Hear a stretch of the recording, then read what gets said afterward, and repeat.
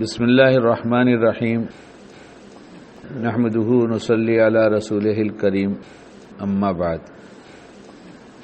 Doctor صاحب نے بیان میں متقی بننے کی نیت کرایا، اس کے بارے میں کہا تو ہم سب نے نیت کر لیا، متقی بننا چاہتے ہیں۔ متقیوں پر اتنے انعامات ہیں اللہ کی طرف سے کہ ہم سوچ ہی نہیں سکتے۔ اللہ نے کچھ چھوڑا ہی نہیں ہے جو متقی کو نہ دے، بس اسی میں سب آ گیا۔ کوئی چیز چھوڑا ہی نہیں، نہ دنیا نہ آخرت کی، خالی یہیں کی نہیں، صحت کی، کمائی کی، انفرادی زندگی کی، اجتماعی زندگی کی، زندگی میں پیدا ہونے سے لے کر مرنے تک کی جتنی ضرورتیں اور جتنے شعبے ہیں، ہر ضرورتیں آسانی سے پوری ہو جائیں، ہر شعبے میں کامیاب ہو جائے۔ جب اسے دفن کر کے لوگ آ جائیں اور کوئی ساتھ میں نہ ہو، وہاں بھی کامیاب، پلصراط پر گزرے وہاں بھی گزر جائے آسانی سے۔ بلکہ کتابوں میں یہ بات پڑھنے کو ملی ہے کہ ایک جنتی فرشتے سے سوال کرے گا کہ میں دنیا میں سنتا تھا کہ ایک پل ہے جس کو پلصراط کہتے ہیں، اور وہ بال سے زیادہ باریک ہے، تلوار سے زیادہ تیز ہے، وہ کبھی آئے گا؟ وہ پوچھے گا وہ کبھی آئے گا؟ تو فرشتہ کہے گا تم تو اس سے گزر گئے۔ تو یہ متقی کے لیے وہاں بھی ایسی امتحان کی جگہ جہاں گزرنا مشکل ہو، پلصراط پر گزرنے کے لیے بازار میں گزرنے میں متقی ہوگا تو آسانی سے گزر جائے گا۔ بازار میں یہ چلتا ہے، گزرتا ہے تو اس کی نگاہیں اس کے قابو میں رہتی ہیں۔ اب یہ متقی ہے اگر نگاہ کا، تو وہاں کا راستہ بھی اللہ طے کریں گے، یہاں تک کہ جنت تک کا راستہ آسان کر دیں گے۔ کچھ چیزیں ہم نے سمجھ لیا ہے مشکل ہے، جیسے لفظ متقی آتا ہے تو شیطان فرماتا ہے یہ اللہ والوں کا کام ہے۔ کس کا؟ یہ اللہ والوں کا کام ہے۔ وسوسہ ڈالتا ہے، کیا کہتا ہے؟ ارے اپنا کام تھوڑے ہے، اپن تھوڑی متقی بن سکتے ہیں، یہ تو اللہ والوں کا کام ہے، تو ہم سب اللہ والے ہیں۔ لا الہ الا اللہ محمد رسول اللہ کہا تو ہم تو ہو گئے نا کمپنی کے آدمی، اللہ کی کمپنی کے آدمی، ہم تو سب اللہ والے ہیں۔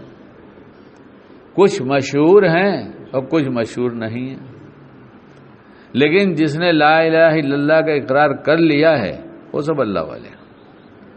اس لیے یہ وسوسہ بہت آتا ہے، جو بہت مشکل کام ہے۔ اللہ والا بننا تو بہت مشکل کام۔ متقی، ارے بھائی یہ تو بڑے لوگوں کا کام ہے، نہیں، ہمارا آپ کا سب کا کام ہے، اور ہے بہت آسان، ہے بہت آسان۔ اس لیے کہ متقی بننے کے لیے کچھ بھی کرنا نہیں ہے، متقی بننے کے لیے کچھ کرنا نہیں، تو یہ تو آسان ہوگا نا جس کے لیے کچھ نہ کرنا ہو۔ اور آدمی کچھ کر رہا ہو، اسے کہتا ہے چھوڑ دو۔ کوئی کام کر رہا ہو تو کام کرنا مشکل ہے نا، کام کو چھوڑنا تو مشکل نہیں۔ کوئی آدمی کوئی کام کر رہا ہو، اسے کہا جب اسے چھوڑ دے، تو چھوڑ دینا آسان ہے، کرنا آسان ہے، کرنا تو مشکل ہے، اور چھوڑ دینا آسان ہے۔ اس لیے متقی بننے کے لیے کچھ کرنا نہیں ہے، صرف گناہ چھوڑ دیا اور متقی ہو گئے۔ گناہ چھوڑے اور متقی ہو گئے۔ گناہ کراتا کون ہے؟ نفس اور شیطان۔ یعنی یہ بات طے ہے کہ بار بار کہہ رہا ہوں، کسی مسلمان سے پوچھو، کسی سے پوچھو، ارے چھوٹے بچے کو پوچھو کہ اللہ پاک کو ناراض کرنا چاہتے ہو؟ لوگ کہتے نہیں۔ تم چاہتے ہو؟ نہیں۔ کوئی بھی تو نہیں کہتا کہ میں اللہ پاک کو ناراض کرنا چاہتا ہوں۔ ایک مسلمان ہمیں بتا دو۔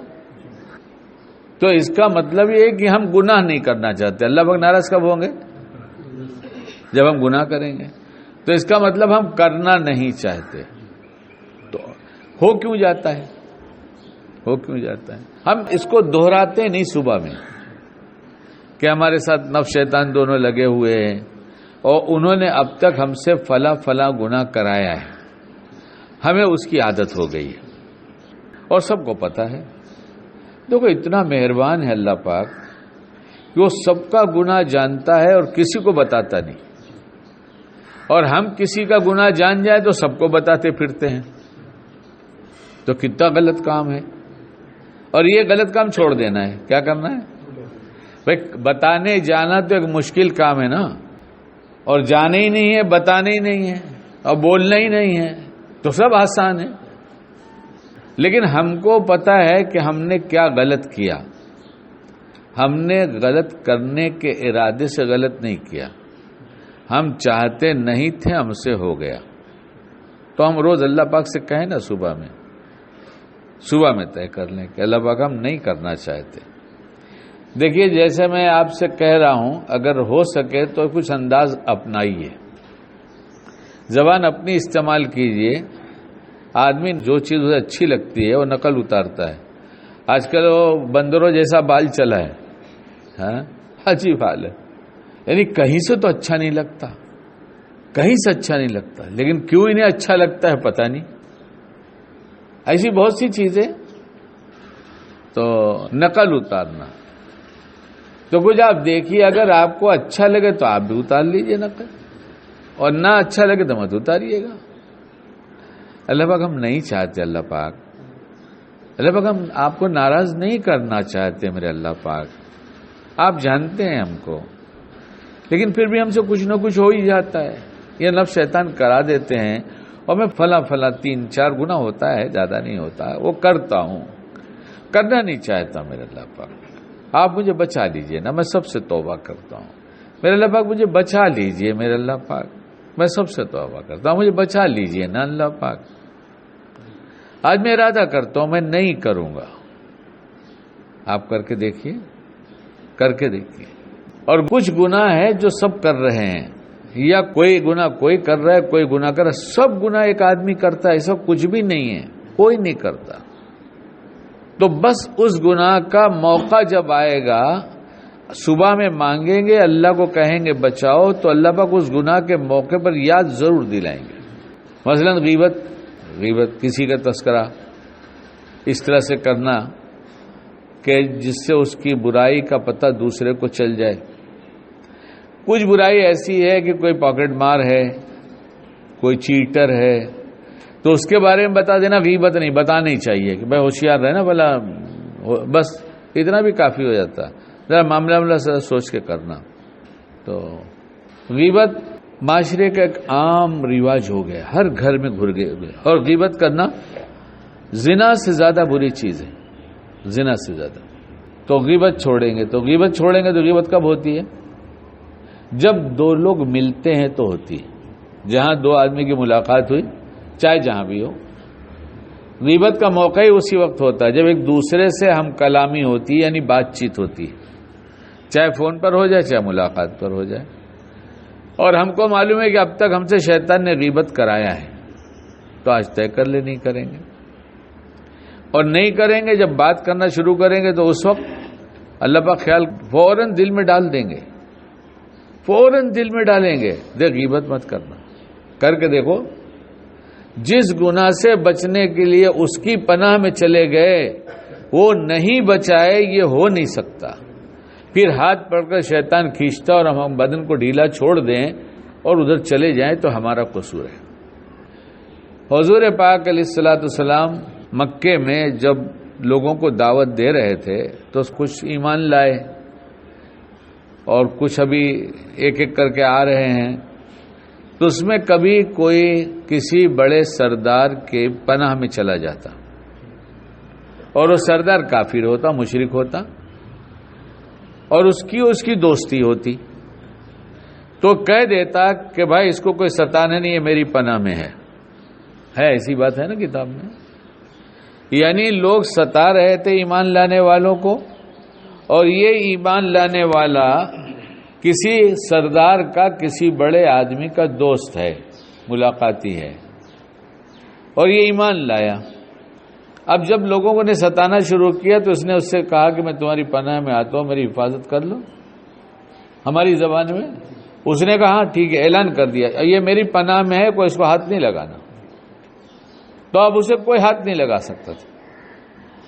کافر سردار کی پناہ میں دشمن ہاتھ نہ لگائے، اللہ جل جلالہ کی پناہ میں کوئی چلا جائے اور نفس شیطان دشمن کھینچنا چاہے پھر اللہ حفاظت نہ کرے نہیں ہو سکتا. لیکن ہم اس وقت پھر بھول جاتے ہیں. وہ تو یاد دلا دیتا ہے کہ غیبت نہیں کرنا، یاد آئے گی بات، بس اسی وقت سامنے والے سے بات کر لیجیے، بھائی دیکھو دوسرے کا تذکرہ نہیں کرنا ہے. بہت سے لوگ سوچتے ہیں لوگ برا مان جائیں گے، ہم ان کو کہیں گے کہ بھائی کسی کا تذکرہ مت کرو تو لوگ برا مان جائیں گے. لوگ کبھی کبھی کہتے ہیں یہ بد اخلاقی ہو جائے گی.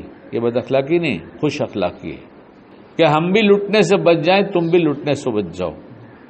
اچھا کوئی آدمی ہماری جیب سے یہاں سے ایسے ہاتھ ڈالے اور ایسے نکالے، دکھاؤں گا نہیں اندر کیا ہے، ہاں تو میں یہ کہہ دوں ایسے کہ رہنے دو نا، رہنے دو، نکالنے دو، روکوں گا تو دیکھ رہے ہیں آپ کوئی دکھائی دیا، نکالنے دو نا، نکالنے دو، کوئی بات نہیں ہے. اب روکنا اچھی بات نہیں. ایسا کرو گے میں تو نہیں کروں گا، میں تو بولوں گا ہاتھ پکڑوں گا، ایسے دوں گا بھی ایک.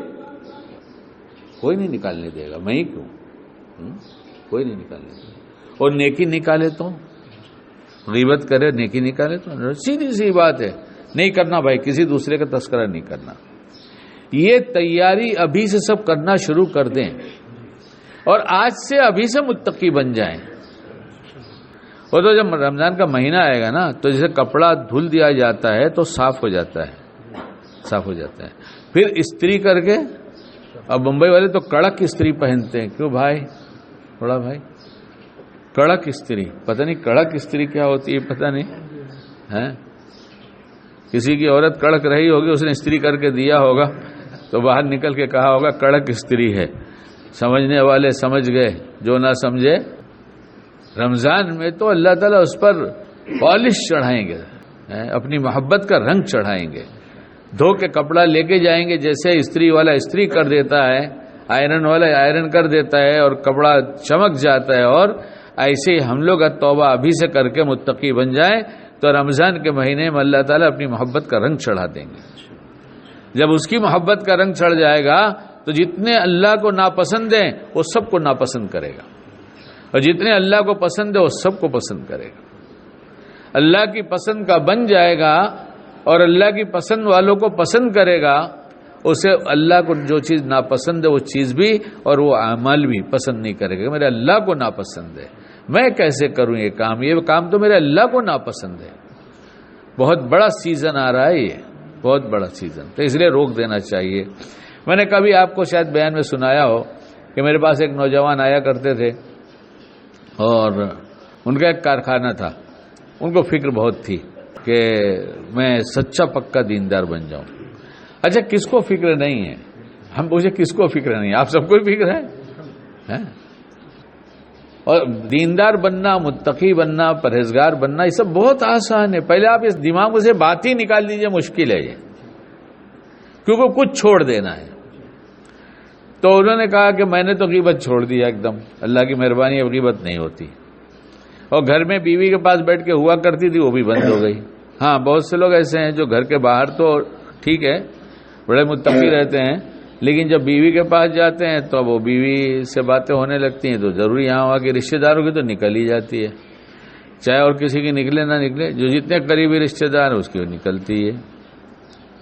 لیکن بچنے والے وہاں بھی بچتے ہیں، بچنے والے وہاں بھی بچتے ہیں. تو انہوں نے کہا کہ بیوی کے سامنے بھی اب غیبت نہیں ہوتی، لیکن ایک بہت بڑی مشکل ہے میرے ساتھ. میں نے کہا بتائیے. وہ کہا میرے ایک استاد وہ میرے کارخانے پر آ کے بیٹھ جاتے ہیں اور ان کو عادت ہے وہ ان کی بات کرتے ہیں، غیبت کرتے ہیں. میں ان سے بچنا چاہتا ہوں، وہ استاد ہیں، کچھ سمجھ میں آتا ہی نہیں کہ کیا کروں. تو میں نے کہا تو بہت آسان ہے. سب سے پہلے ہم اور آپ یہ سمجھ لیں دین کے خلاف چلنا مشکل ہے اور دین پہ چلنا آسان ہے. کوئی بھی دین کا کام ہو، چاہے چھوٹا ہو یا بڑا ہو، سب آسان ہے. تو انہوں نے کہا کہ وہ ان کی غیبت کرتے ہیں، باتیں کرتے ہیں، اور میں ان کو کیسے روکوں، میرے استاد بھی ہیں. تو میں نے کہا کہ آپ ان سے کہہ دیجئے کہ پہلی بات بتائیے، غیبت بہت خراب چیز ہے. کسی کی برائی کرنا، اس کے بارے میں کسی سے بیٹھ کے باتیں کرنا، وہ فلاں ایسا ہے، یہ بری بات ہے. یہ اصل میں آدمی اس کو بے عزت کر کے خود کی عزت تلاش کرتا ہے. اس کو بے عزت کر کے خود کی عزت بنانا چاہتا ہے، اور ایسا آدمی بے عزت ہوتا ہے۔ تو ان سے یہ بات کہی گئی اللہ کی دی توفیق سے کہ جب وہ دوسروں کی بات شروع کریں تو آپ پہلے ان کو آتے ہی بتا دیجئے کہ غیبت کے نقصانات ہیں۔ کیا نقصان ہے؟ غیبت زنا سے زیادہ بری چیز ہے، غیبت زنا سے زیادہ بری چیز ہے، اس لیے نہیں کرنا چاہیے۔ غیبت کسی کی کرتے ہو تو اس کو اپنی نیکی دے دیتے ہیں، تو مشکل سے نیکی کچھ کمائی جاتی ہے وہ بھی کسی کی دے دی جائے، اور جس سے دشمنی ہو اسی کو دے دیا جائے، تو یہ تو سراسر بیوقوفی کی بات ہے۔ تو اب ہم کسی کی بات نہیں کریں گے، لیکن استاد ہیں اور غیبت کرنے میں استاد ہیں، استاد ہی نہیں ہیں، غیبت کرنے میں استاد ہیں۔ اب جس کی برسوں سے عادت لگ جاتی ہے تو بیچارہ وہی اسی ویسے ہی رہتا ہے، تو پھر بھی وہ شروع ہو گئے۔ تو اگلی بات بھی ہم نے کہہ دیا، کیونکہ ہم بھی سب بہت بھٹکیلے ہیں نا بمبئی کی زبان میں، تو ہم نے کہا جب وہ کہیں گے آگے شروع ہو جائیں گے، نہیں مانیں گے تو کہنا کہ اصل میں حضرت بات یہ ہے کہ میں ایک جگہ بیعت ہو گیا ہوں، تو ہمارے شیخ نے کہا ہے کہ غیبت نہیں کرنا، ورنہ ایک غیبت پر 10 رکعت جرمانے کی پڑھنا، اور 2 غیبت ہوگی تو 20 رکعت پڑھنا، اور یہ کہا ہے سننا بھی تو ہی پڑھنا، تو حضرت 20 رکعت پڑھنا ہوگا۔ اصلاح کے لیے جاتا ہوں، بتانا تو پڑے گا کہ آج غیبت سنا ہے، اس لیے اللہ کے واسطے آپ جانتے میری بھی عادت کچھ بولنے کی، دوسرے کا تذکرہ نہیں کریں گے۔ اور جس کو غیبت کی عادت ہے وہ کان کی تلاش میں رہتا ہے کہ کوئی سننے والا ملے، کوئی سننے والا ملے۔ اپنا وقت ضائع نہ کریں۔ جس ملاقات پر پتہ چلتا ہے کہ اس کی ملاقات سے ہمارا دین زندہ ہوتا ہے، ہمارا اللہ راضی ہوتا ہے، اس سے تو ملاقات باقی رکھیں، اور جس سے ہمارا دین لٹتا ہے اس سے ملاقات چھوڑ دیں، بس اپنی حفاظت ہو جائے گی۔ اس طرح سے غیبت کا علاج ہو گیا اور ہو جاتا ہے، اسی لیے شیخ بنایا جاتا ہے، فیملی ڈاکٹر جیسا ہوتا ہے ایسے ہی شیخ بنایا جاتا ہے، بیعت ہوتے ہیں اور ان سے یہی پوچھتے ہیں کہ کیا کرے، بیعت ہوئے، توبہ کیا، روزے ارادہ کرتے ہیں، لیکن پھر بھی غیبت ہو جاتی ہے، اب بتائیے کیا کروں؟ بس اس گناہ کو چھوڑ دیں گے، متقی بن جائیں گے، اور ہر گناہ کو چھوڑ کر متقی بن جائیں گے۔ خدا نخواستہ پھر ہو جائے تو فوراً توبہ کر لینا چاہیے۔